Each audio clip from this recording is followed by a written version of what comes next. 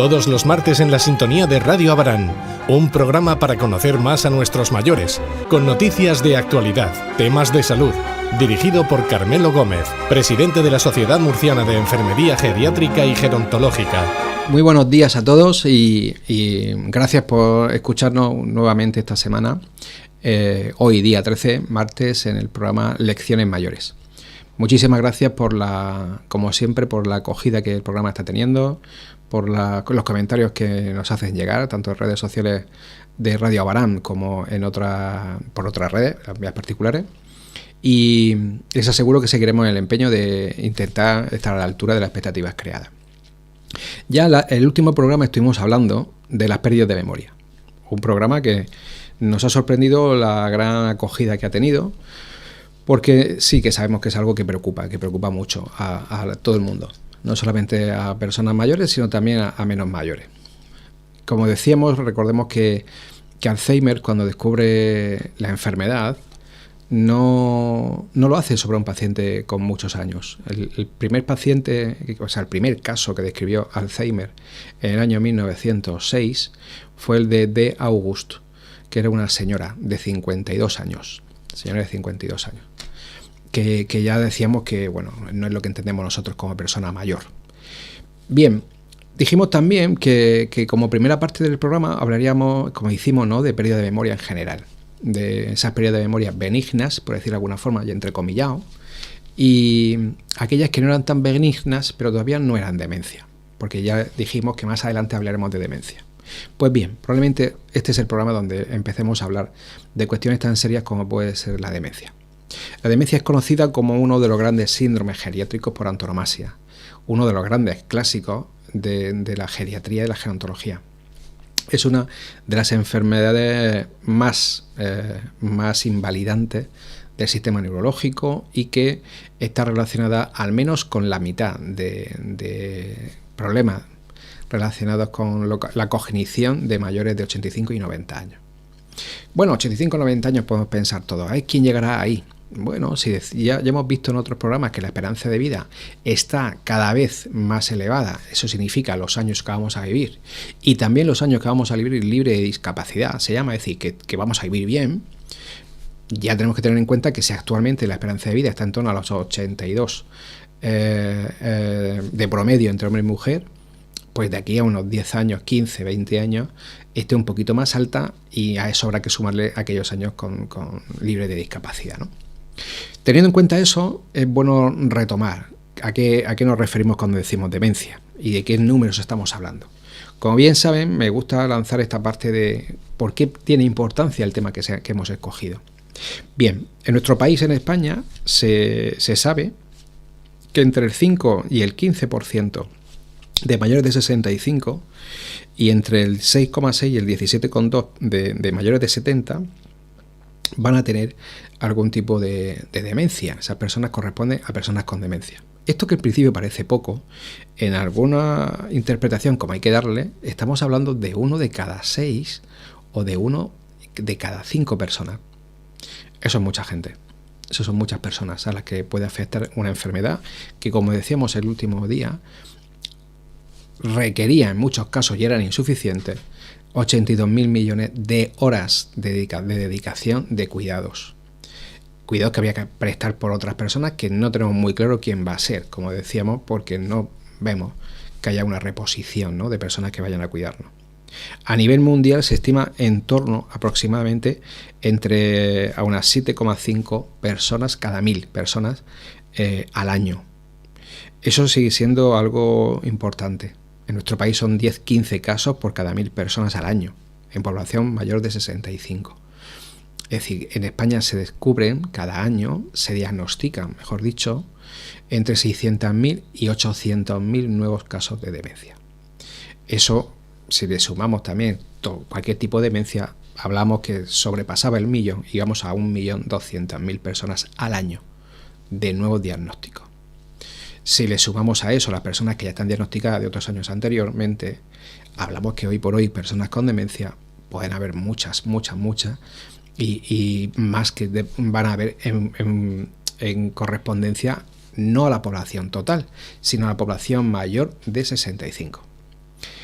Es importante empezar por aquí, porque el sentido que tiene este tipo de programa y este tipo de campaña, también que hacen otras personas fuera de este entorno, es el de prepararnos a nosotros, a nuestros hijos, pero también a nosotros, para cuidar a los que ya tienen ahora mismo 70, que están muy bien, pero que bueno, no sabemos hasta qué punto le podrá afectar a algún tipo de demencia para el día de mañana. ¿Por qué? Porque nadie quiere irse fuera de casa a ser cuidado. Nadie. Eso es una posibilidad que decíamos que teníamos que contemplar, pero vamos a intentar por todos los medios darle las herramientas posibles a los que cuidan para que ese cuidado se haga bien en la medida que nosotros podamos, insisto, de lo que nosotros podamos dentro del domicilio. Son números que nos asustan, son números que en un momento concreto no es cuestión de que a una persona se le olvida dónde están las cosas. Eso ya decíamos que podía ser un deterioro cognitivo leve, que no fuese a más. Pero hablamos de problemas mucho mayores. Para hablar de demencia hay un diagnóstico clarísimo, o sea, una etiqueta, que es el de síndrome de demencia. La demencia no es una enfermedad. Por eso cuando nos dicen demencia senil es un diagnóstico insuficiente. Yo ya se lo adelanto. Es un diagnóstico totalmente insuficiente. Porque decir senil es como decir mayor de 70 años. Y demencia en sí mismo no es una enfermedad, es un síndrome. ¿Y qué significa el síndrome? Un conjunto de signos y síntomas que todavía no tienen nombre. Y les voy a poner un ejemplo. Cuando uno tiene así como febrícula, 37,2, cuando uno está así con los ojos calientes por detrás, cuando uno está así que parece que tiene mal cuerpo, eso no sabemos ponerle nombre. Eso sabemos que es posible, hemos empezado a moquear un poco, ¿no? Lo que se llama rinitis. Bueno, normalmente, ¿eso qué es? Pues eso de momento es un síndrome, porque no sabemos qué tipo de enfermedad la está produciendo. ¿Qué ocurre? Que el médico, cuando vamos a la consulta y nos dice qué es lo que te pasa, nosotros tenemos que darle todas las pistas posibles para que él, en función de su conocimiento y su experiencia, pueda apuntar a cuál es la enfermedad más probable que esté causando ese cuadro que nosotros estamos experimentando. ¿Por qué? Porque con esos síntomas que yo acabo de dar de forma general, puede ser una gripe en estadio inicial o un simple constipado. Pero también puede ser una neumonía en personas muy mayores que no tienen otra forma de expresar la sintomatología. O en un momento determinado puede ser los síntomas de una rinitis estacional por una alergia al polen o a lo que sea. Es decir demencia es como decir eso de estoy incubando algo. Por eso una demencia, según el DSM-5, el manual diagnóstico de psiquiatría americano, el que se utiliza, sería un síndrome adquirido que no es tanto de carácter hereditario. Si bien es cierto que la expresión de la enfermedad en algunos casos se ha demostrado que tiene una relación con los genes, más que con los genes, con ciertas partes de los genes, que se llaman alelos, no vamos a entrar ahí, con ciertas partes de los genes, bueno, la relación causa-efecto no está del todo demostrada, salvo en algunos casos muy concretos que dependiendo del tipo de demencia será mayor o menor. En el caso de Alzheimer, por ejemplo, la relación causa-efecto con la genética no pasa del 5%. Eso significa que el 95% de los casos de Alzheimer, a pesar de que nuestra madre haya tenido Alzheimer o nuestro abuelo también haya tenido Alzheimer, no estará relacionado a que ellos lo hayan tenido, sino porque lo he padecido yo y punto. Eso es importante saberlo, porque muchas de las preocupaciones que tiene la familia cuando viene con su madre y su padre con problemas de memoria y que se le diagnostica una demencia en la consulta de geriatría es, madre mía, ¿y esto se hereda? ¿Lo voy a tener yo? ¿O lo van a tener mis hijos? Es lógica la pregunta, el miedo en ese momento es tremendo. Pues hay que saber que, bueno, hay ciertas enfermedades con cierto correlato genético, pero con demencia, como puede ser Alzheimer, es muy poquito, un 5%, que es mucho, pero no tanto como otro tipo de enfermedades. Insisto, eso significa adquirido y que se produce por algo, por una lesión. Es decir, algo ha pasado en nuestro cerebro, alguna lesión concreta, que es la que ha puesto en marcha el proceso de la enfermedad. Dependiendo de la causa, esa demencia va a tardar más tiempo en verse o se va a ver hoy mismo. Por ejemplo, en el Alzheimer, la de ese tipo de demencia es lo que se llama silenciosa. Los problemas que son pequeños despistes de memoria al principio, ¿no? O pequeños problemas de lenguaje, se van a ver muy poco al principio. Mientras la enfermedad va a seguir evolucionando, por supuesto, pero no se va a ver de una forma muy clara hasta pasado un tiempo. En cambio, con las demencias, por ejemplo, que están relacionadas con los problemas vasculares cerebrales, por un ictus, ¿no? Por una trombosis que no ha podido dar, a nivel cerebral, se ve muy pronto, se ve antes del año, muchas de las veces. ¿Por qué? Porque está muy relacionado con la lesión que se haya padecido en el cerebro por ese problema de hemorragia cerebral o isquemia cerebral. Por eso ya vemos que siempre hay una causa, dependiendo de la causa, la demencia será de un tipo o será de otro. Además, eso produce un daño persistente en el tiempo. Y en la clínica, ¿no? en sanidad, en medicina, cuando se habla de persistente, el DSM-5 dice que al menos se ha dado durante los últimos 6 meses. Por eso en muchas ocasiones queremos respuestas rápidas cuando vamos al médico y vamos al neurólogo, pero no pueden darnos esa respuesta rápida porque tenemos que contrastar bien los datos y constatar que al menos el deterioro han pasado esos 6 meses para poder llegar al diagnóstico, más otras muchas complicaciones. Afectará mucho siempre a funciones cerebrales superiores. ¿Y eso cuáles son? La memoria, el lenguaje, la parte cognitiva, las praxias, que eso significa hacer cosas, ¿no? Montar en bicicleta, caminar, incluso vestirse y comer. Son praxias.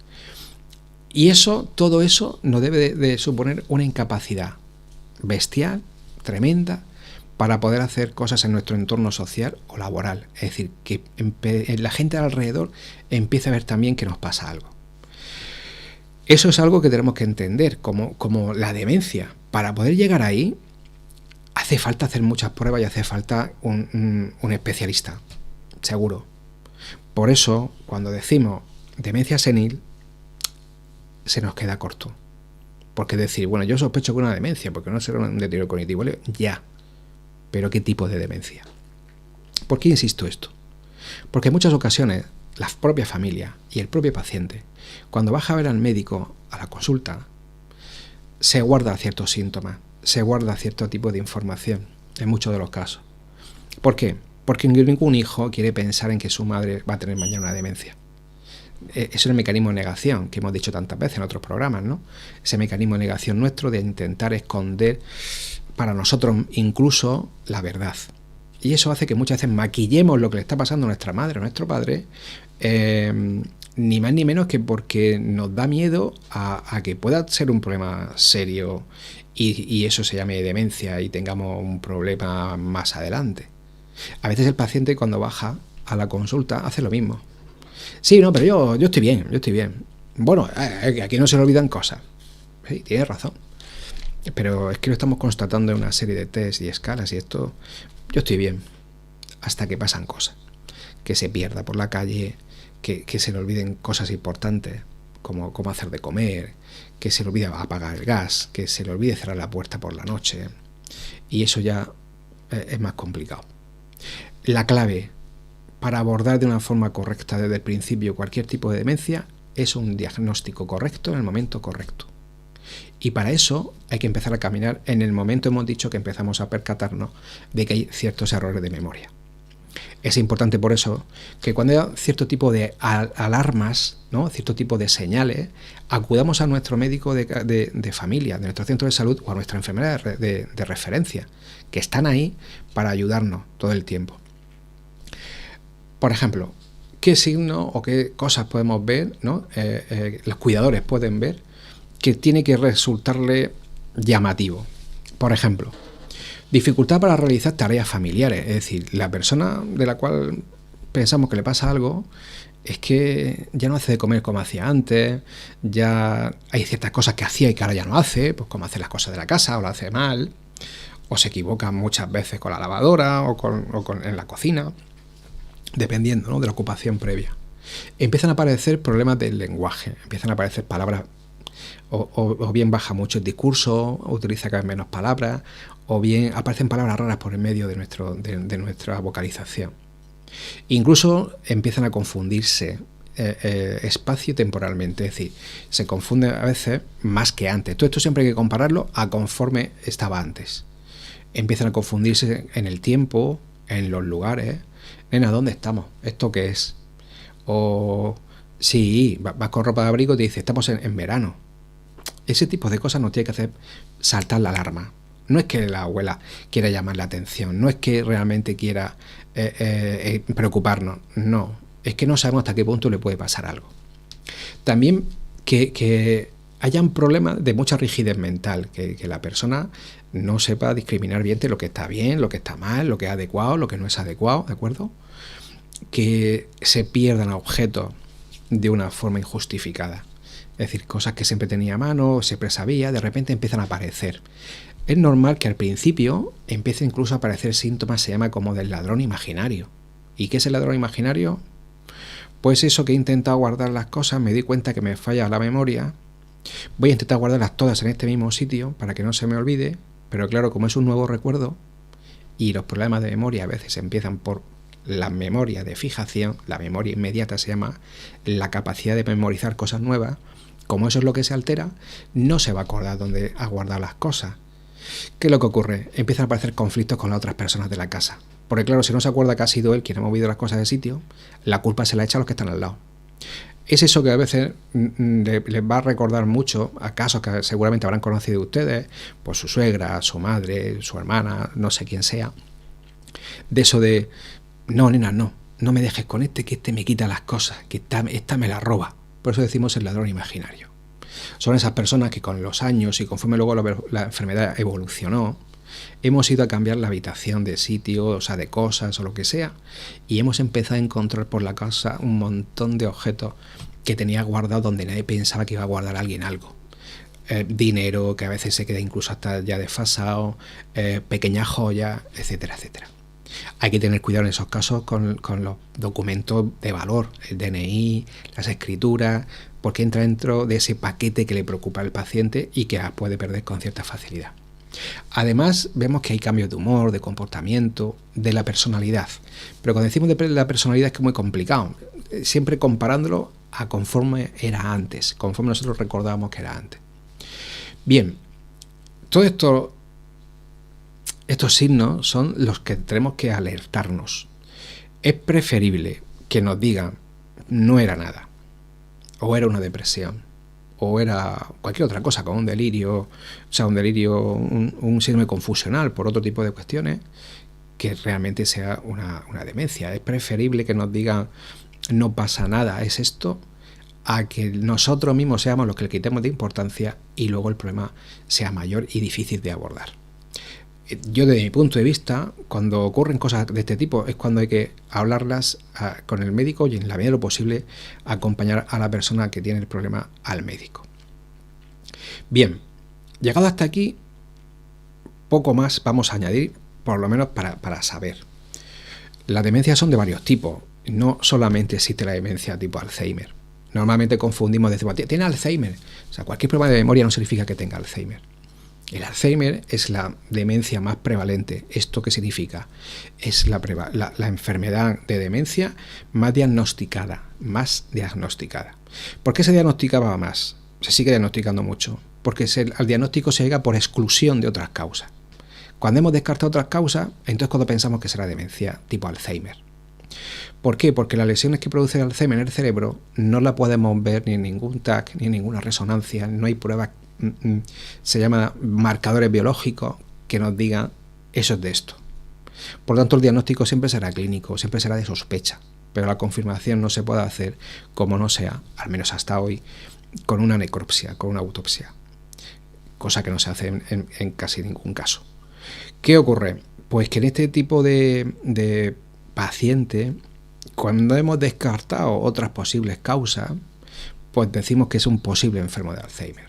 Por eso es la más diagnosticada, no es que sea la más prevalente. Y les pongo otro ejemplo, como siempre. Hace unos 15-20 años, la demencia tipo Alzheimer, al menos en España, era la más prevalente, pero con diferencia. Era la que más se diagnosticaba en un 70% de los casos, es decir, 7 de cada 10 personas diagnosticadas de demencia eran tipo Alzheimer.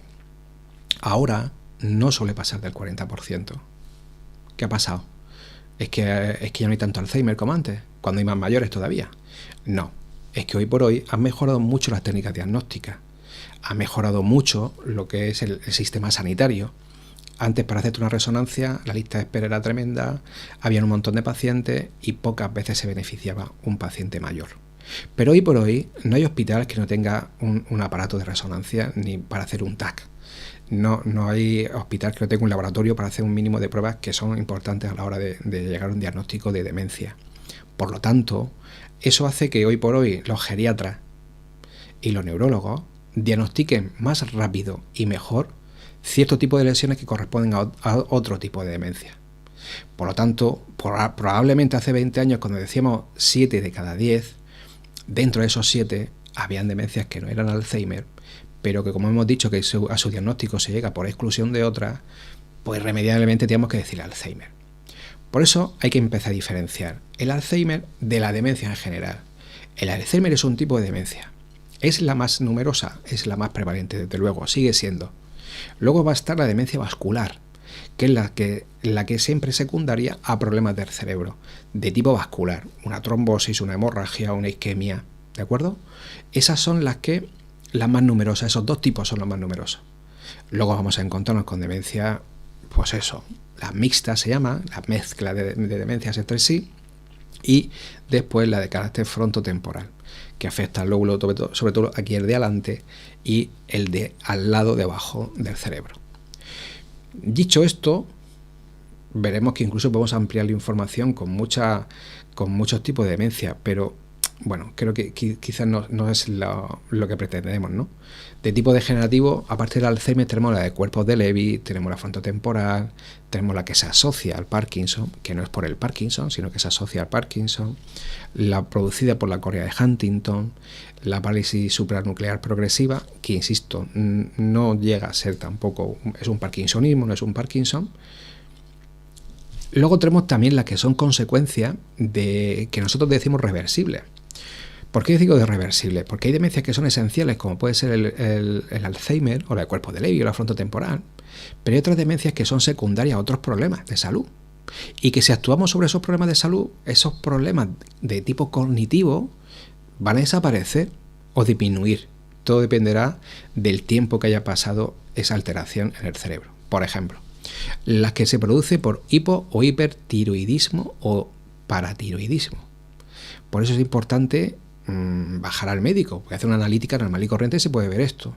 También por insuficiencia hepática, por insuficiencia renal, también por déficit de vitamina B12 y también por déficit de ácido fólico. Todo ese tipo de cosas pueden hacer, como otros síntomas de esas enfermedades, confusión mental, problemas cognitivos, que la gente, si tiene 80 años, tú ya de entrada digas que es una demencia, cuando realmente no es una demencia verdadera. Es una demencia secundaria a otros problemas de salud, que, como he dicho, si somos capaces de solucionar esos problemas de salud, probablemente digo, no siempre se puede hacer así, se reviertan ese problema cerebral. La de vascular, que hemos dicho antes, y que está muy relacionada, sobre todo la multiinfarto, con los problemas de la adherencia al tratamiento y al control de enfermedades crónicas, como puede ser la diabetes y la hipertensión. Hipertensiones, sobre todo, no controladas, no compensadas. Por favor, toda aquella persona que se haya tomado la tensión alguna vez y esté por encima de 140/90, debe de ir al médico, debe consultárselo al médico o a su enfermera, debe hacer lo que le digan para intentar hacer un cribado hasta qué punto hay un problema o no hay un problema, porque esas tensiones, por muy pequeñas que sean, luego se relacionan con problemas posteriores, ¿no? Es decir, es como una pequeña gota que va llenando poco a poco un vaso. Ese vaso, cuando se colma, al final produce una demencia vascular. Por eso hay cosas que podemos prevenir, por supuesto. Hay cosas que podemos hacer para prevenir cierto tipo de demencia. No todas, pero sí cierto tipo de demencia. Y luego nos encontramos demencias que se asocian a ciertas infecciones, ciertos cuadros infecciosos. Puede ser aquella demencia que se asocia a algunos casos, 1 de cada 3 aproximadamente, de enfermos de SIDA por VIH. También aquella que se achacaba a la encefalitis por las vacas locas, enfermedad de Creutzfeldt-Jakob se llama. También la sífilis, la neurosífilis, consecuencias tardías de la sífilis, que no nos extrañe, ¿de acuerdo? No, son cosas que ni debemos hacer juicios morales ni nos tiene que extrañar. Las enfermedades de transmisión sexual en personas jóvenes están experimentando un pico de incidencia bestial. ¿Por qué? Porque han perdido la noción del peligro, pierden la noción de la inseguridad. No es una cuestión tanto de promiscuidad o no promiscuidad, no entramos ahí, no es eso. Es una cuestión de falta de miedo de cosas malas que me puedan pasar. Creen que todo se puede arreglar luego con una pastilla, y no es cierto. Casi se ha cuadriplicado el número de jóvenes que hoy por hoy tienen enfermedades de transmisión sexual: cándida, gonorrea, sífilis y por supuesto VIH. ¿Por qué? Porque no se tomaron la medida oportuna en el momento que tenían que tomarse. ¿Eso qué es lo que hace? Que si no tomo las medidas oportunas porque creo que no me interesa, no me va a interesar después tampoco, salvo que no haya un problema serio. Y eso puede hacer que enfermedades como la sífilis, bueno, se verá que se manifiestan mucho y son muy escandalosas, pueda quedarse luego complicaciones, pequeños fragmentos de la trepónima, el líquido cefalorraquídeo, que con los años puede dar lugar a una demencia concreta, por ejemplo. Incluso por la mordedura, enfermedad de Lyme, producida por una mordedura de garrapata. Eso hay que tener mucho cuidado también.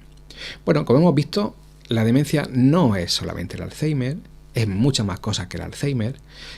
También podemos concluir diciendo que para llegar a ese diagnóstico de demencia partimos de ciertos factores que nos deben de poner en alerta: cambios en la personalidad, problemas de memoria incipientes, problemas para hacer cosas del día a día, cosas siempre comparándolas con el estado previo, y que habrá que diferenciar de otras cosas que parecen que son demencia pero no lo son.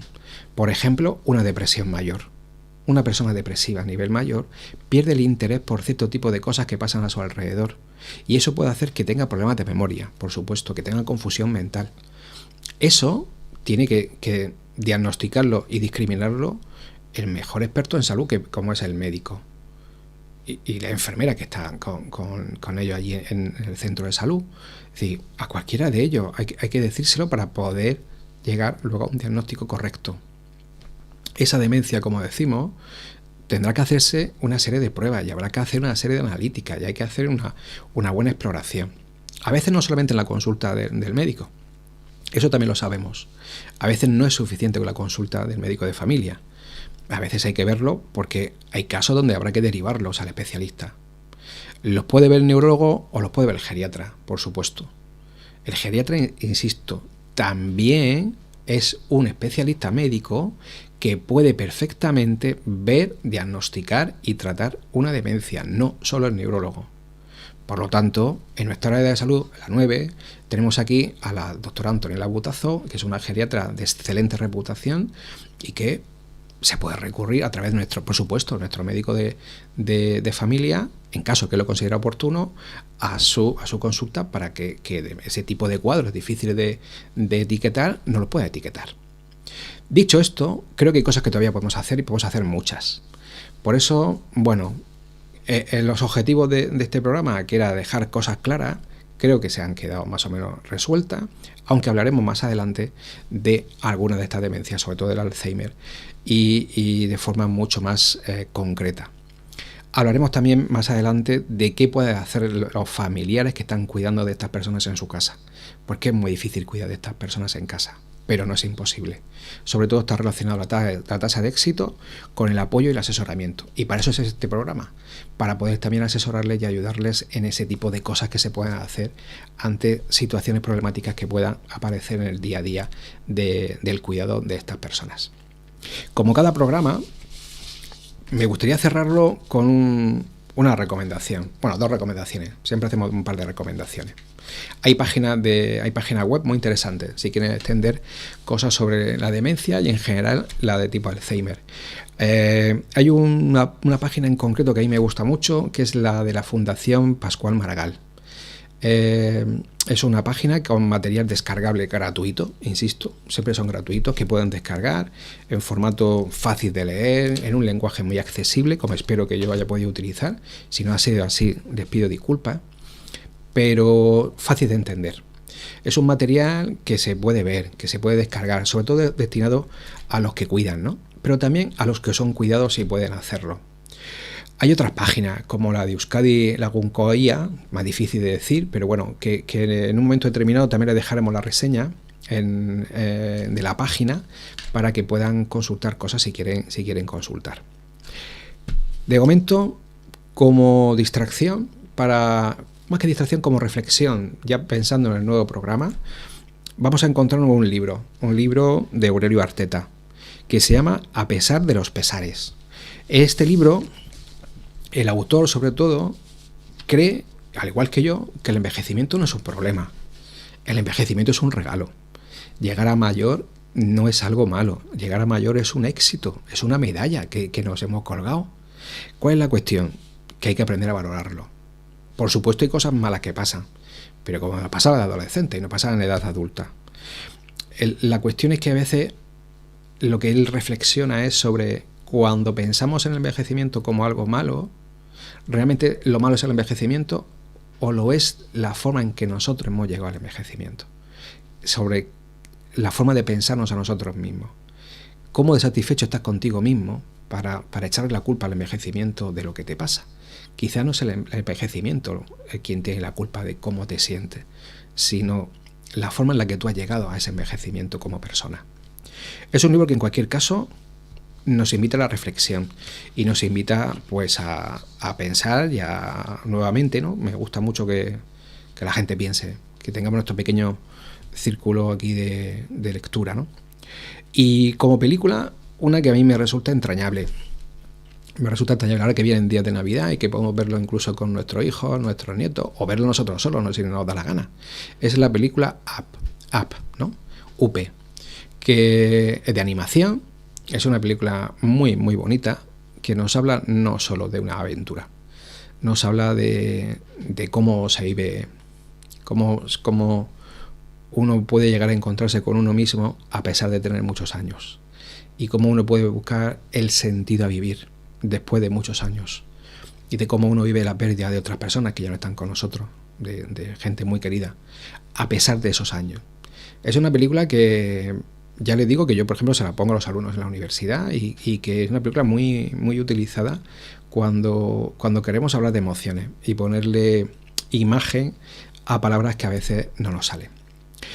Pues deseándoles que tengan una buena semana, me despido hasta el siguiente programa, esperando que en este haya podido ayudarles a conocer un poquito más cosas que a veces nos pasan, como puede ser una demencia, y que ello contribuya a que puedan seguir envejeciendo de una forma saludable y exitosa. Muchísimas gracias a todos ustedes por estar ahí y hasta el siguiente programa.